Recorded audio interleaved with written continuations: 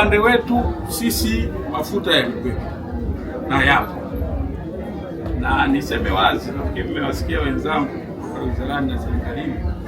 Serikali imefanya kazi kubwa sana kutoa ruzuku kwa kila lita, na ndio maana mnaona bei ziko stabilized. Lakini kwa upande wa gesi, nchi zetu hizi, sisi kama regulators tuna umoja unaitwa EREA, makao yake makuu yako Arusha. Tunachopigania ni kuwa na integrated supply of our natural resources. Tumeamua kwa nchi hizi ambazo ni za Afrika Mashariki na Kati kuwe na mfumo wa share au wa kugawana kile ambacho mmoja anakuwa nacho.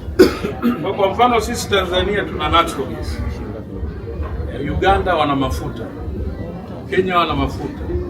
Tutasikia mahali Uganda mafuta yao watarefine kiasi kidogo pale na watatengeneza LPG, lakini watalenga soko la region kwa maana ya ukanda huu. Na sisi gesi yetu sasa hivi kuna miradi inaendelea ya kujenga bomba kutoka Dar es Salaam lilipoishia, maana litoka Mtwara mpaka Dar kwenda Mombasa, na jingine litajengwa kutoka Tanga kwenda Uganda kupitia ile wave ya bomba la mafuta linalotoka.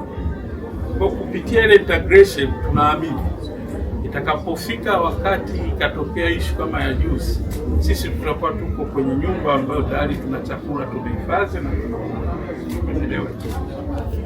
Kwa